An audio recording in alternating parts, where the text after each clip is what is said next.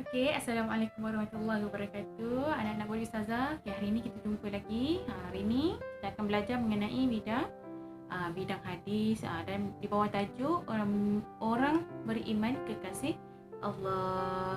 Okey, ini adalah kek media Ustazah sediakan untuk kamu tengok. Kamu boleh pause, kamu boleh tengok banyak kali. Okey, sekarang ni kita masuk kita tengok apa hadis yang menceritakan. Hadis ni menceritakan mengenai apa? Okey. Kita hari ini kita akan belajar mengenai bab hadis kan. Okey, hadisnya adalah An Abi Hurairah radhiyallahu anhu qala Rasulullah sallallahu alaihi wasallam inna Allah ta'ala qala man adali waliyan faqad azantahu bil harb wa ma taqarraba ilayya 'abdi bi syai'in ahabba ilayya mimma ftaradat alayhi wa ma yazalu 'abdi yataqarrabu ila bin nawafil hatta uhibbah fa iza ahabbtuhu kuntu sami'uhu alladhi yasma'u bihi wa basiru alladhi yubsiru bihi wa yadahu allati yabtisha biha wa rijalahu allati yamshi biha wa in sa'alni a'tatahu wa la in ista'azani li'u'idhanu. Okey, ini adalah rawahul Bukhari. Yang bermaksud daripada Abu Hurairah berkata Rasulullah sallallahu alaihi wasallam bersabda, sesungguhnya Allah berfirman, sesiapa yang memusuhi waliku, aku mengisytiharkan perang terhadapnya. Tiada amalan yang mendekatkan dirinya kepada aku yang lebih aku sukai melainkan amalan fardu. Hamba aku yang mendekatkan diri dengan aku dengan mengamalkan sunat, aku akan mengasihinya. Apabila aku mengasihinya, pendengarannya, penglihatannya, tangan yang digunakan untuk memegang dan kaki yang digunakan untuk berjalan, semuanya berdasarkan keredaan dan kawalan aku dia. Jika dia meminta kepada aku, maka aku akan perkenankannya. Dan jika dia memohon pertolongan dan perlindungan daripada aku akan melindungi. Hadis ni menceritakan apa? Menceritakan tentang apa yang Allah katakan kepada orang yang memusuhi wali-walinya. Siapa wali dia tu? Wali-walinya perutusannya lah. Selain daripada orang-orang yang diutuskan Allah. Contohnya macam Rasul, Nabi. Wali ni adalah selain daripada tu. Nanti kita tengok siapa wali ni. Siapa yang dikatakan sebagai wali ni. Nanti kita akan masukkan bab tu. Okey, sekarang kita tengok pula apa yang kamu akan dapat selepas kamu belajar ni. Kita tengok objektif pembelajaran dia. Yang pertama, menyatakan intisari hadis. Yang kedua, menerangkan maksud wali Allah. Yang ketiga, menjelaskan ancaman terhadap orang yang mengingkari risalah Rasulullah. Dan yang keempat, kamu dapat menghuraikan ganjaran orang yang melaksanakan tanggungjawab. Okey, yang kelima, kamu dapat menyenaraikan ciri-ciri orang yang soleh. Dan seterusnya, kamu dapat mengaplikasikan amalan-amalan sunat tu yang boleh mendekatkan diri kepada Allah. Dan seterusnya, kamu dapat menilai kelebihan orang yang melakukan ibadat nawafil. Dan seterusnya, kamu dapat menyimpulkan pengajaran daripada hadis yang kita baca tadi. Okey, kita pergi ke subtopik yang selanjutnya. Okey, kita tengok dulu apa yang dimaksudkan dengan intisari hadis. Okey, kita tengok apa intisari hadisnya. Okey, intisari hadis mengatakan Allah mengharamkan permusuhan dengan orang yang bertakwa dan orang yang beriman. Orang yang bertakwa dan orang beriman ini adalah wali Allah. Seperti yang kita baca tadi itulah. Dan Allah mengharamkan kita daripada bermusuh dengan wali Allah. Okey, yang seterusnya adalah kita perlu mentaati perintah Allah dan memperbanyakkan amalan-amalan sunat. Amalan-amalan sunat ini adalah amalan-amalan yang boleh mendekatkan diri kita kepada Allah. Okey, bila kita dah mendekatkan diri kepada Allah, semestinya apabila kita mendekatkan diri kepada Allah, Allah akan sayang kepada kita. Dan apabila Allah sayang pada kita, Allah akan memberikan petunjuk dan memberikan kebaikan untuk memberikan kita, menyelamatkan kita daripada melakukan perkara-perkara yang maksiat, dan mendorong kita untuk melakukan kebaikan. Dan akhir sekali Allah akan memperkenankan doa kita. Okey, yang seterusnya kita tengok pula mengenai bab yang seterusnya. Bab yang seterusnya adalah maksud wali Allah. Tadi adalah hadis tadi ada perkataan wali Allah kan? Kita tengok apa yang dimaksudkan dengan wali Allah. Wali Allah adalah dari segi bahasa bermaksud bantuan atau perlindungan yang diberikan oleh Allah kepada hamba-Nya. Dari segi istilah pula, wali Allah ini adalah manusia biasa yang beriman, bertakwa dan beristiqamah dalam melaksanakan segala perintah Allah dan menjauhkan segala larangannya secara zahir dan batin. Dan wali Allah ni tidak maksum dan tidak mempunyai mukjizat seperti Rasulullah. Contoh siapa para wali ni? Rabi'atul Adawiyah, Syekh Abdul Qahir Jailani, Hasan Basri dan Uwais Qarni. Kita tengok apa yang ustaz ni nak cakap mengenai seorang wali dalam kalangan perempuan. Kita dengar apa yang ustaz Zahid terus nak cakap. Orang puang ada tak Nabi? Tak ada. Orang puang wali ada, wali. Bapak wali tak ada. Orang hebat lah, orang yang mendamping diri siang dan malam dengan Allah, dia panggil wali, wali akhbar, wali besar. Kita ni orang Islam wali kecil, kata Imam Nawawi. Semua orang beriman wali dah, tapi wali kecil. Tak apa dah asal wali. Tapi wali besar. Contohnya wali kaum perempuan Rabi'atul Adawiyah. Nama hebat kan ramal ni kan, orang letak nama anak Rabi'atul Adawiyah. Rupanya nama wali. Itu keluar sekali dalam paper di Al-Usta. Nampak? Rabi'atul Adawiyah, nama perempuan, gadis. Ditangkap kerana menari bogel. Allah berat nandang sungguh. Nama wali dah. Ni masalah.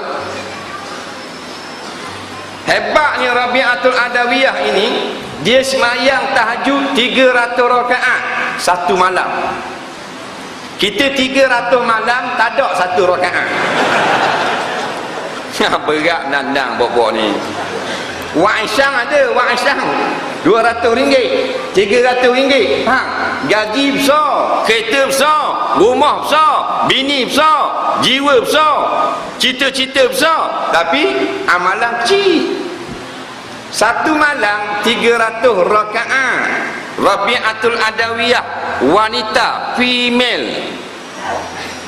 Daripada apa yang ustaz ni cerita, kita tengok Rabi'atul Adawiyah ni melakukan solat banyak.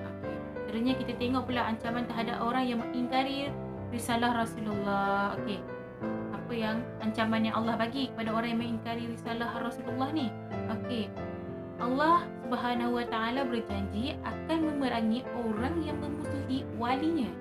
Allah mengisytiharkan perang kepada walinya, pada orang yang memusuhi walinya. Maaf silap ya.